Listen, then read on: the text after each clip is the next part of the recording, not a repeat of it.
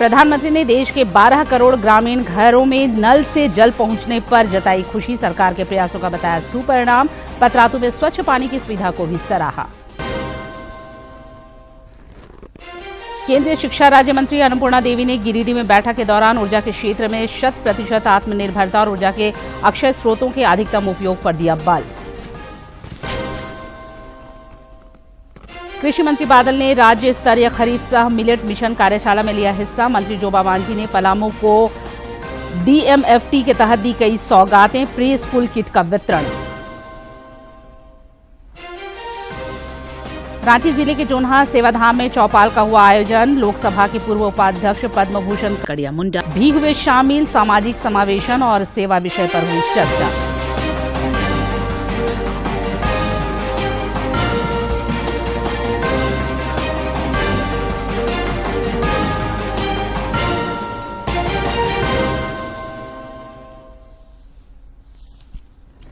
नमस्कार, खबरें झारखंड में आपका स्वागत है। मैं हूं निशा दीपिका सोरेन और अब समाचार विस्तार से। प्रधानमंत्री नरेंद्र मोदी ने जल जीवन मिशन के तहत देश के 12 करोड़ ग्रामीण घरों में नल से जल पहुंचने पर प्रसन्नता जताई है। केंद्रीय मंत्री गजेंद्र सिंह शेखावत के ट्वीट पर प्रतिक्रिया व्यक्त करते हुए प्रधानमंत्री ने इस शानदार उपलब्धि के लिए बधाई दी। श्री मोदी ने कहा कि यह अत्यंत खुशी की बात है कि गांव और गरीबों तक हर जरूरी सुविधा पहुंचाने के हमारे प्रयासों के सुपरिणाम निरंतर सामने आ रहे हैं।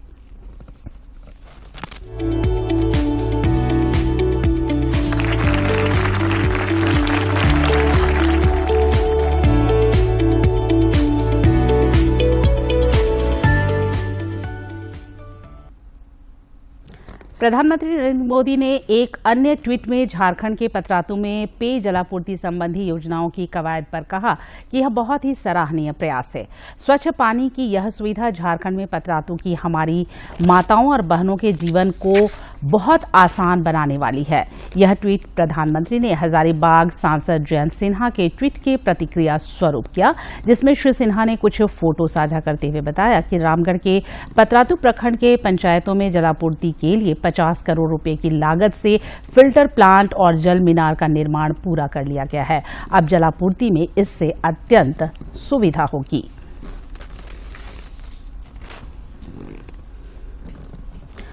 प्रधानमंत्री नरेंद्र मोदी ने देश में पीएम आवास योजना पर भी हर्ष व्यक्त किया है। सोशल मीडिया पर प्रतिक्रिया व्यक्त करते हुए प्रधानमंत्री ने कहा कि पक्के मकानों ने कैसे हमारे गरीब भाई बहनों के जीवन को रोशन किया है। उत्तर प्रदेश में बस्ती जिले का यह विकास कार्य इसका एक बेहतरीन उदाहरण है। इधर रांची सांसद संजय सेठ ने भी एक ट्वीट के जरिए कहा है कि प्रधानमंत्री आवास योजना ने कई परिवारों के चेहरों पर खुशियां लाई हैं। पीएम आवास योजना के लाभुक प्रधानमंत्री के प्रति कृतज्ञता प्रकट कर रहे हैं। नहीं था कहीं भी और हमें घर मिला और हमें बहुत अच्छा घर लगा। एक हमारा रूम है, हॉल है, किचन है, लेटरिन बाथरूम है और पानी का सुविधा है। आपका हवादार घर मिला हुआ है। ऐसा घर हम कभी सोचे भी नहीं थे कि हमें मिलेगा और बहुत अच्छा लग रहा है हमको। बहुत ही हम लोग खुश हैं, सब परिवार घर मिला तो। आरएसएस के सरसंघचालक मोहन भागवत के 4 दिवसीय झारखंड दौरे का आज दूसरा दिन है। वे लोहरदगा के सरस्वती विद्या मंदिर में संघ शिक्षा वर्ग में स्वयं सेवकों का मार्गदर्शन कर रहे हैं। श्री भागवत के दौरे के मद्देनजर कार्यक्रम स्थल के आसपास सुरक्षा के व्यापक प्रबंध किए गए हैं। आरएसएस के इस संघ शिक्षा वर्ग में झारखंड और बिहार के लगभग 800 कार्यकर्ता शामिल हो रहे हैं।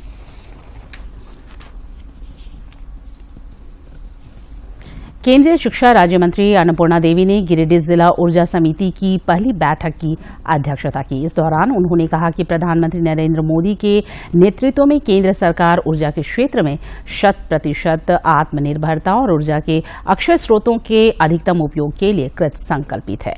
उन्होंने भरोसा जताया कि अनवरत निगरानी के लिए बनी जिला ऊर्जा समिति अपने गठन के उद्देश्यों में सफल होगी। राज्य की महिला बाल विकास मंत्री जोबा मांझी ने पलामू टाउन हॉल में आयोजित एक कार्यक्रम के दौरान डीएमएफटी के तहत लगभग 62 करोड़ 55 लाख की लागत से 173 विभिन्न योजनाओं का शिलान्यास और उद्घाटन किया। इस दौरान उन्होंने आंगनबाड़ी सेविकाओं के बीच प्री स्कूल किट का भी वितरण किया। कृषि पशुपालन एवं सहकारिता विभाग की ओर से आज रांची में राज्य स्तरीय खरीफ सह मिलेट्स कार्यशाला का आयोजन हुआ। कृषि मंत्री बादल ने रांची के हिसार स्थित पशुपालन भवन में आज राज्य स्तरीय खरीफ सह मिलेट्स कार्यशाला का दीप प्रज्वलित कर उद्घाटन किया। उन्होंने मिलेट्स स्टॉल का भी फीता काटकर लोकार्पण किया तथा इसका भ्रमण किया। जिसके लिए पूरी दुनिया फोकस कर रही है, उसमें झारखंड को भी एक स्थान दिलाना है। कुछ जिलों से बहुत अच्छा रिपोर्ट आ रहा है, उन जिलों का भी आपको अनुकरण करना चाहिए। प्रशासन से कहाँ सहयोग मिल रहा है। कृषि मंत्री ने कहा कि किसानों के हित में बेहतर कार्य योजना तैयार करने के लिए कार्यशाला का आयोजन किया जा रहा है। उन्होंने इस दौरान कृषि विकास और किसान कल्याण को सरकार की प्राथमिकता बताई। इस वर्ष जब हम लोग बजट लेते हैं और राज्य, जिला और ब्लॉक स्तर पर कर्मशाला करते हैं लिए गई योजनाओं के बारे में, किस चीज पर कितना बजट है और इस साल का फोकस क्या है, तो उसको लेकर खरीफ कर्मशाला, रबी कर्मशाला, जो समय पर जिसकी मांग होती है हम करते हैं। उन्होंने कहा कि मोटे अनाज की पैदावार को लेकर झारखंड में असीम संभावनाएं हैं, जिस ओर सरकार ध्यान दे रही है। आज खरीफ कर्मशाला है और जो मिलेट मिलेनियम ईयर उसको लेकर भी आज फोकस का चयन है, उस पर हम कैसे आगे बढ़ें। इस कार्यशाला में कृषि सचिव अबू बकर सिद्दीकी और कृषि निदेशक तथा बिरसा कृषि विश्वविद्यालय के कुलपति सहित विभिन्न जिलों से आए कृषि पदाधिकारियों ने भी हिस्सा लिया। रांची से कर्मवीर की report.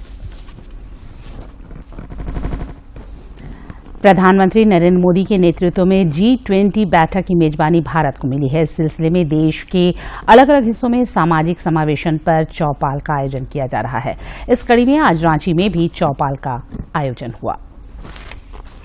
International centre for cultural studies और सेवा भारती की ओर से आज रांची जिले के अनगढ़ा प्रखंड अंतर्गत जोन्हा सेवाधाम में सामाजिक समावेशन और सेवा विषय पर चौपाल का आयोजन किया गया। इस मौके पर लोकसभा के पूर्व उपाध्यक्ष पद्म भूषण कड़िया मुंडा, रामकृष्ण मिशन आश्रम के सचिव स्वामी भावेशानंद और भारतीय शिक्षा बोर्ड के सलाहकार LR सैनी समेत कई गणमान्य लोग उपस्थित थे। इस मौके पर मुख्य अतिथियों ने कहा कि सेवा भावना से किए गए कार्यों से स्वतः सामाजिक समावेशन होता है। वक्ताओं ने कहा कि चौपाल के माध्यम से लोगों को यह बताने का प्रयास किया गया कि किस तरह से सामाजिक संस्थाओं ने या कुछ व्यक्तिगत प्रयास ने समाज में एक सकारात्मक बदलाव लाने का प्रयास किया है। वो किस तरह से जोड़ा जाए, उनके जो जिन तरह के समस्याओं का समाधान किया जाए, इन पर चर्चा कैसे किया जाए और उस चर्चा के बाद जो परिणाम निकलेगा उसको हम लोग समाज में कैसे कार्यान्वित करेंगे। ये भाव से काम करें तो ऑटोमेटिक समावेश भी हो जाएगा, सीध भी हो जाएगा, पूजा भी हो जाएगा, काल में हमारा पूजा हो जाएगा। समझ में हिंदू, मुस्लिम, क्रिश्चियन धर्म का नाम में, आर्थिक का नाम में जो भेद है, ये भेद दूर हो जाएगा। कई कंट्री जो है ये डेवलप्ड भी है और अंडर डेवलप्ड भी है, तो उन कंट्रीज के पास ये चीज जाएगी, वो एडॉप्ट कर सकते हैं, हम उनसे कोई ऐसी एजुकेशन ले सकते हैं। इस मौके पर international centre for cultural studies के शोध अधिकारी रविशंकर ने बताया कि भारत के नेतृत्व में होने जा रहे G20 की बैठक को देखते हुए देश भर में सामाजिक समावेशन और सेवा विषय को लेकर जगह जगह पर चौपाल लगाए जा रहे हैं। इस क्रम में रांची के ग्रामीण इलाके अनगढ़ा को चुना गया है। उन्होंने कहा कि विविधताओं को संरक्षित कर समावेशी विकास पर जोर दिया जा रहा है। अब विविधता कई प्रकार की होती है, प्रकृति की भी होती है, मनुष्यों की भी होती है, वर्गों की भी होती है, अलग अलग प्रकार के। उन विविधताओं का जो संरक्षण है संस्कृतियों की होती है, तो संरक्षण वो कैसे होगा? वो होगा सोशल इंक्लूजन से। चौपाल के दौरान कई ग्रामीणों और स्वयंसेवी संस्थाओं ने भी अपने अनुभव को साझा किया। चौपाल के माध्यम से यह बताने का प्रयास किया गया कि बदलाव की दिशा में उठाया गया एक छोटा सा कदम किस तरह से समाज को आगे बढ़ाने का काम करता है। रांची से करवीर की रिपोर्ट। जमशेदपुर में झारखंड विधानसभा की पुस्तकालय विकास समिति की समीक्षात्मक बैठक आयोजित की गई। इस दौरान समिति की सभापति सह विधायक अर्पणा सेन गुप्ता और सदस्य सह विधायक मंगल कालिंदी भी मौजूद रहे। समिति ने जिले में सार्वजनिक पुस्तकालय और सरकारी विद्यालयों में पुस्तकालय के बारे में जानकारी प्राप्त की तथा जरूरी निर्देश दिए। इस दौरान नियोजन पदाधिकारी ने बताया कि नियोजन कार्यालय घाटशिला तथा गोलमुरी के परिसर में 2 पुस्तकालयों का संचालन किया जा रहा है। भारतीय कम्युनिस्ट पार्टी द्वारा आगामी 19 मई को रांची में राज्य स्तरीय वाम कनेक्शन का आयोजन किया जाएगा।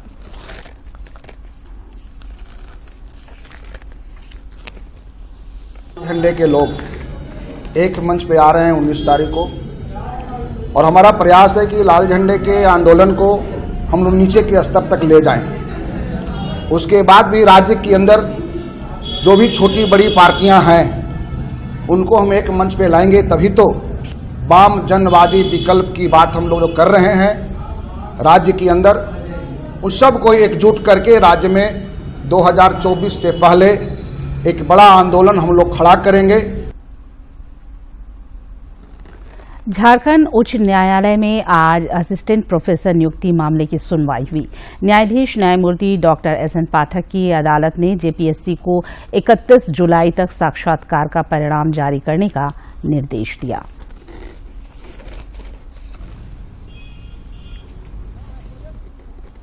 असिस्टेंट प्रोफेसर की नियुक्ति के लिए आज सरस्वती गगराई के द्वारा दायर याचिका पर झारखंड उच्च न्यायालय में माननीय न्यायमूर्ति डॉक्टर एसएन पाठक की अदालत में सुनवाई हुई।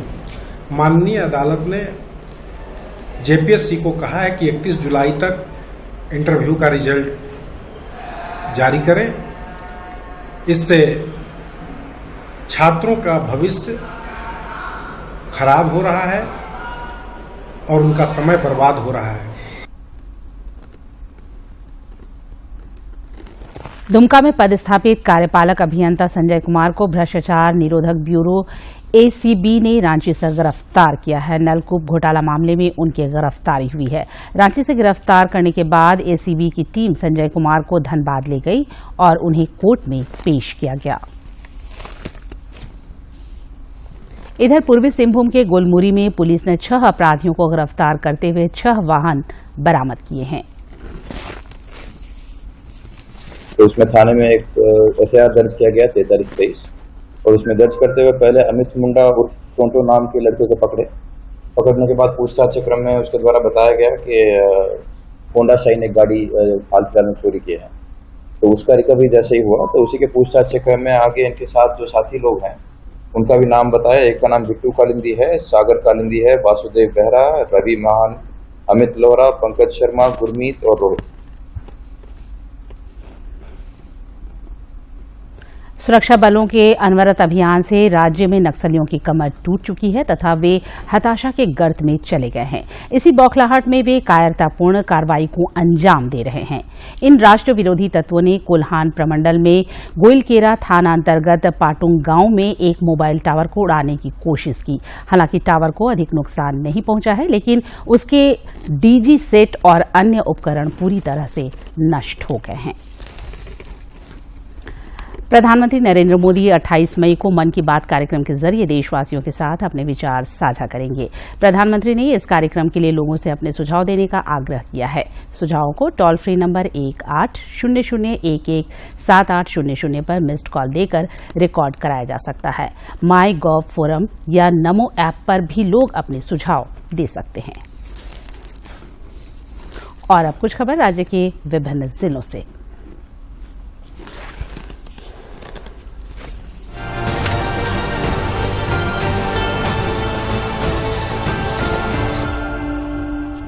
देवघर सर्किट हाउस में पर्यावरण एवं प्रदूषण नियंत्रण समिति की बैठक हुई। इस दौरान समिति की चेयरमैन सह विधायक सबिता महतो, समिति के सदस्य सह रामगढ़ विधायक सुनीता चौधरी एवं जिला प्रशासन के सभी पदाधिकारी उपस्थित थे। पाकुड़ के जिला आपूर्ति पदाधिकारी ने जिले के सभी एमओ के साथ खाद्य आपूर्ति विभाग से संबंधित समीक्षा बैठक की। बैठक में उन्होंने विभिन्न एजेंडों पर विस्तार पूर्वक चर्चा करते हुए आवश्यक दिशा निर्देश दिया। गुमला के सभी प्रखंडों में केसीसी लोन, पीएम किसान निधि और ऋण माफी योजना हेतु EKYC कराने के लिए विशेष शिविर का आयोजन हुआ, जिसमें बड़ी संख्या में किसानों ने हिस्सा लेकर लाभ उठाया। हजारीबाग जिले के सभी परियोजना के विभिन्न आंगनबाड़ी केंद्रों में वृद्धि निगरानी सप्ताह के तहत 0 से 5 वर्ष के बच्चों, गर्भवती, धात्री और किशोरियों की वृद्धि निगरानी की जा रही है। इसके अंतर्गत लाभुकों का वजन, लंबाई एवं ऊंचाई लेने का कार्य किया जा रहा है ताकि कुपोषण की पहचान और उसका इलाज सुनिश्चित हो सके। खूंटी सांसद सह केंद्रीय मंत्री अर्जुन मुंडा ने एक फोटो साझा कर बताया कि भारत दुनिया का फार्मा हब बनता जा रहा है। 185 से अधिक देशों में भारतीय दवाओं की सप्लाई हुई है। कोडरमा जिला प्रशासन द्वारा संचालित DEGM कंप्यूटर ट्रेनिंग प्रोग्राम के तहत गर्मी की छुट्टियों में 40 घंटे का summer special computer training programme का आयोजन 20 मई से शुरू किया जा रहा है। इस निःशुल्क कंप्यूटर प्रशिक्षण के संबंध में जिले के उपायुक्त ने जानकारी साझा की है। रांची के जिला कृषि पदाधिकारी ने अनगढ़ा प्रखंड के जानुम गांव में करेला की खेती का अवलोकन किया एवं किसानों को सूक्ष्म सिंचाई पद्धति के बारे में जानकारी दी। यहां ड्रिप सिंचाई पद्धति का इस्तेमाल कर किसान अच्छा लाभ अर्जन कर रहे हैं। जिला कृषि पदाधिकारी ने बागवानी विकास परियोजना के तहत किए पॉली हाउस का निर्माण करके शिमला मिर्च की खेती का भी अवलोकन किया। रांची के पूर्व महापौर और भाजपा की राष्ट्रीय सचिव आशा लकड़ा ने राष्ट्रीय अनुसूचित जनजाति आयोग के अध्यक्ष हर्ष चौहान से शिष्टाचार भेंट की। इस दौरान दोनों के बीच कुछ देर समसामयिक विषयों पर बातचीत हुई।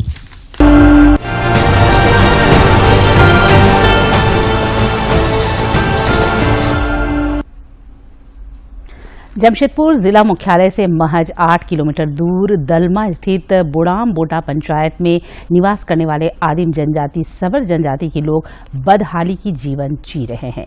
इन तक विकास के किरण पहुंचाने के लिए जिला प्रशासन ने पहल की है। पूर्वी सिंहभूम में सबर जनजाति की एक बड़ी आबादी आज भी महरूमी की जिंदगी जी रही है। लोहनगरी जमशेदपुर से 8 किलोमीटर दूर दलमा पहाड़ की तलहटी पर बसे बुड़ाम पंचायत के काशीटाड सबर टोली की ताजा तस्वीरें विकास के सरकारी दावों को मुंह चिढ़ा रही हैं। बच्चे, बूढ़े और महिलाएं कुपोषण और फंगल इन्फेक्शन के शिकार हैं। सबर जनजाति की स्थिति का पता लगाने जब पूर्वी सिंहभूम की उपायुक्त विजया जाधव पूरी मशीनरी के साथ यहां पहुंची तो उनका दिल भी पसीज गया। तो यहाँ की जो स्थिति है वो आप सभी देख रहे हैं, स्थिति इतनी अच्छी नहीं है। तो हमने अभी आदेश दिया है डिस्ट्रिक्ट सोशल वेलफेयर ऑफिसर को कि वो जो आंगनवाड़ी सेविका सहायिका उधर जो सेंटर चला रही है वो सेंटर के पश्चात यहाँ दोबारा आएगी और यहाँ पे भी वो बच्चों को थोड़ा सा ओरिएंटेशन देगी। खासकर हाथ धोना, नहाना, बाल काटना, साफ सफाई, ये सारी चीजों का बहुत अभाव दिखाई दे रहा है। आदिम जनजाति के विकास के लिए भले ही कई सरकारी योजनाएं कागजों पर दौड़ रही हों, लेकिन सबर जनजाति के लोगों को 6 महीनों से पेंशन तक नहीं मिली है। इलाके का औचक निरीक्षण करने पहुंची उपायुक्त ने इलाके के बीडीओ और सीओ से इस मामले पर रिपोर्ट मांगी है। बाकी जो बंदर कोचा या और एक पहाड़िया टोला जो है वहाँ पे इनसे ज्यादा आबादी के टोला है और स्थिति अत्यंत दयनीय है। पहली बार सरकारी महकमे के हरकत में आने के बाद जनजाति के लोगों में एक आस जरूर बंधी है। जिला प्रशासन ने महिलाओं की रक्त जांच कर आयरन, फोलिक एसिड की गोलियां बांटी। नाई बुलाकर जनजाति के लोगों की हेयर कटिंग करवाई गई। कुपोषण के शिकार बच्चों को ORS, फल और बिस्किट भी बांटे गए। साथ ही मुखिया को बुलाकर बच्चों को नियमित स्कूल भेजने का निर्देश दिया गया। तो साफ सफाई ठीक से होना चाहिए और बच्चा लोग डेली नहाना चाहिए। बच्चा लोगों को आप लोग गाइड कीजिए, अपना पंचायत है। अब देखना ये है कि क्या वाकई में बदतर हालात का वर्षों से सामना कर रही सबर जनजाति के हालात बदलते हैं या फिर उनकी जिंदगी बस यूं ही विकास योजनाओं का इंतजार करते गुजरेंगी। जमशेदपुर से राजेश कुमार लाल दास की रिपोर्ट। जानते हैं मौसम का हाल। राज्य में पिछले 24 घंटे के दौरान 1-2 स्थानों पर आंधी के साथ हल्के दर्जे की बारिश हुई है। गढ़वा में सर्वाधिक 4.5 मिलीमीटर वर्षापात हुआ। मौसम विज्ञान केंद्र रांची के मुताबिक आगामी 23 मई तक यही हालात बने रह सकते हैं। 19 और 20 को राज्य के पूर्वी और उससे सटे मध्य भागों में 40 से 50 किलोमीटर की रफ्तार से तेज हवाएं भी चल सकती हैं। इन क्षेत्रों में वज्रपात की भी आशंका है। मौसम विज्ञान केंद्र रांची के वैज्ञानिकों ने इन 2 दिनों के लिए ऑरेंज अलर्ट भी जारी किया है। और अब एक नजर डालते हैं प्रमुख शहरों के आज के तापमान पर। राजधानी रांची का अधिकतम तापमान 39.8 और न्यूनतम 24.6 डिग्री सेल्सियस रिकॉर्ड किया गया। जमशेदपुर का अधिकतम तापमान 43.3 और न्यूनतम 25.4 तथा डाल्टनगंज का अधिकतम तापमान 43.3 और न्यूनतम तापमान 27.1 डिग्री सेल्सियस रिकॉर्ड किया गया।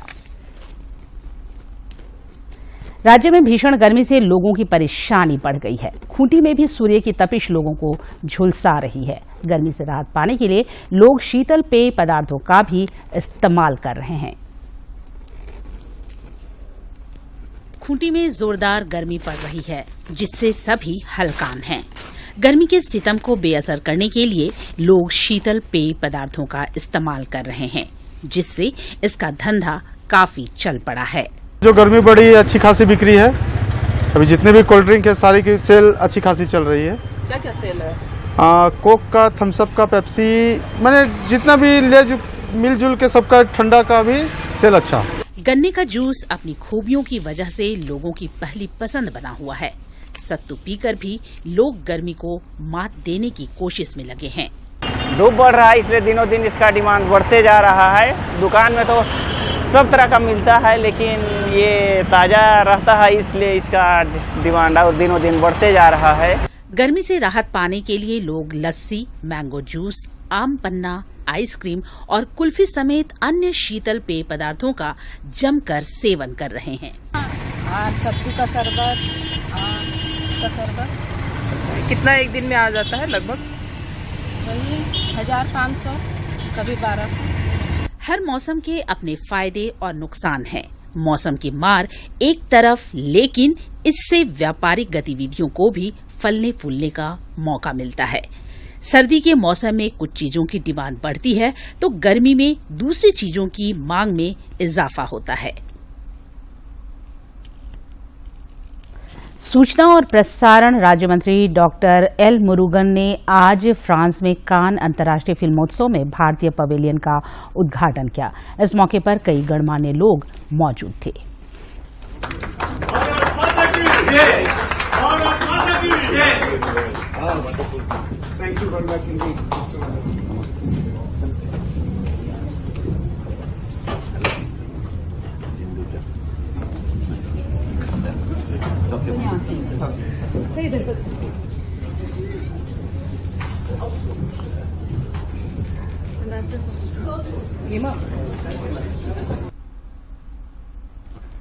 राज्य के कई युवा वीडियो एल्बम के जरिए अपनी पहचान बनाने में कामयाब हो रहे हैं। झारखंड और बिहार के चर्चित गायक अजीत अमन अपने नए एल्बम के साथ उपस्थित हुए हैं।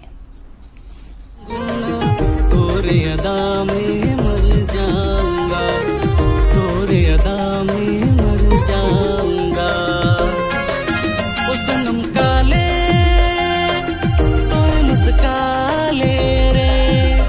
इस गीत जैसे कि मैं बता रहा हूँ मोर दिल, एक रोमांटिक गीत है और आज हम लोग यहाँ पर शूटिंग किए हैं इस गीत को और बहुत जल्द ही हम लोग इसको रिलीज करेंगे। नागपुरी गानों में जो कि हमारे झारखंड का एक मतलब ऐसा भाषा है जो कि हर लोग बोलते हैं, हर लोग सोचते हैं, हर लोग समझते हैं, तो एक नागपुरी में एक ऐसा म्यूजिक वीडियो आपको देखने के मिलेगा तो आप आनंदित हो जाएंगे। और जो कर्नाटक के रहने वाले योग प्रशिक्षक कृष्णा नायक योग और पर्यावरण जागरूकता को लेकर पैदल भारत भ्रमण यात्रा पर हैं। वे विभिन्न राज्यों से होते हुए जमशेदपुर पहुंचे। टीचिंग भी करते हैं। सो योगा मतलब योगासन, प्राणायाम, मेडिटेशन टेक्निक और पर्यावरण मतलब बच्चों के हाथ से स्कूल आवर में पौधा लगाते हैं। इस तरह अवेयरनेस क्रिएट करने के लिए पैदल यात्रा कर रहा हूँ एक पूरा देश से वो सब। और ये पैदल करने के लिए मेन 3 रीज़न है। योगा हमारा देश का कला है, हमारा परंपरा है, हमारा देश का गर्व भी है और इसलिए एक योग शिक्षक के रूप में ये मेरा कर्तव्य है, इसलिए मैं कर रहा हूँ। और एक रीज़न हम सारे यूथ और कॉलेज सारे स्कूल स्टूडेंट्स हमारे देश के लिए बहुत बड़ा दौलत है। उनको सही रूप में योग और पर्यावरण के बारे में जागरूक करें तो उनका स्वास्थ्य भी अच्छा रहेगा, हमारा देश भी अच्छा रहेगा। और आपको सब पता है 3 साल के पीछे सारे दुनिया में कोरोना के बारे में दुनिया भर हताहत हुए थे। उस टाइम में मेरे मन में एक सोच आया था, ये सही टाइम में हमारे देश के लिए अच्छा काम बनाने के लिए स्पेशली एक योग शिक्षक के रूप में ये मेरा कर्तव्य है हमारे देश के लिए अच्छा काम बनाने के लिए इसे कर रहा हूँ सर। और अब नजर डालते हैं आज के इतिहास पर। 17 मई साल 1749 को दुनिया के पहले टीके की खोज करने वाले एडवर्ड जेनर का जन्म इंग्लैंड के बर्कले में हुआ। उन्होंने चेचक के टीके की खोज की थी। वे एक काय चिकित्सक थे। काय चिकित्सा एक आयुर्वेदिक चिकित्सा की विधि है। जेनर को इम्यूनोलॉजी का पिता भी कहा जाता है। चिकित्सा के क्षेत्र में उनका सबसे बड़ा प्रयोग मई 1796 में उनके द्वारा चेचक के टीके का आविष्कार रहा। चेचक दुनिया की पहली बीमारी थी जिसके टीके की खोज हुई। 17 मई साल 1540 को कन्नौज का युद्ध हुआ। यह युद्ध अफगान के शेर शाह सूरी और मुगल शासक हुमायूं के बीच हुआ था। कन्नौज के युद्ध को बिलग्राम का युद्ध भी कहा जाता है। युद्ध में शेर शाह ने हुमायूं को करारी शिकस्त दी। इस युद्ध में हुमायूं के हारने के कई कारण थे। कन्नौज के युद्ध में हुमायूं ने चौसा के युद्ध की गलतियों को दोहराया।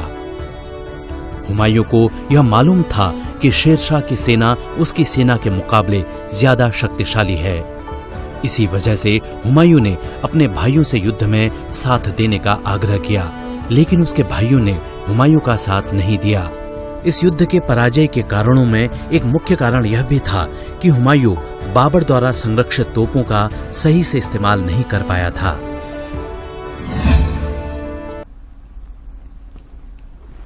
आइए इस रिपोर्ट में देखते हैं सेहत की बात। देखी जाती है, यदि रक्तचाप का स्तर काफी लंबे समय तक अधिक रहे तो इसका प्रभाव शरीर के सभी अंगों पर पड़ता है। नॉर्मली हम सब लोग जानते हैं कि ब्लड प्रेशर जो है 120/80 यानी कि एक फिगर 120 है, दूसरी 80 है। यानी कि जब हार्ट नाड़ियों के अंदर जब ब्लड पंप करता है जिस टाइम में, उस टाइम में तो बीपी बड़ा रीडिंग हाई होती है 120, और जब हार्ट पंप नहीं कर रहा होता उस समय भी प्रेशर उसमें रहता है, उसको 80 बोलते हैं। तो अगर मान लो ये रीडिंग 120/80 की जगह 160/100 है तो ऑब्वियसली दोनों रीडिंग्स ज्यादा हैं, इसको हम हाइपरटेंशन बोलते हैं। जो एक्सेसिव ब्लड प्रेशर है वो सारे ऑर्गन्स को खराब करता है, starting from brain, heart, kidneys. तो ये सारे ऑर्गन्स को अगर हम लगातार हाई प्रेशर के साथ बम्बार्ड करते रहेंगे तो ऑर्गन्स खराब हो जाएंगे। उच्च रक्तचाप का सही प्रबंधन करना जरूरी है जिससे इसकी वजह से होने वाली जटिलताओं से बचाव हो सके।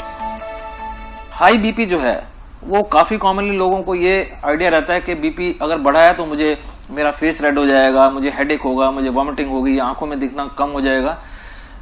100 में से 5-7-10% मरीजों को ही इस तरह के सिम्टम्स होते हैं।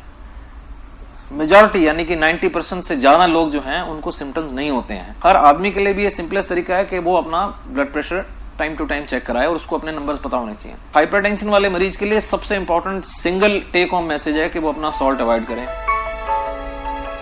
उच्च रक्तचाप होने पर व्यक्ति को संतुलित आहार, नियमित व्यायाम, वजन नियंत्रित रखना जरूरी हो जाता है। किरण भारद्वाज, डीडी न्यूज।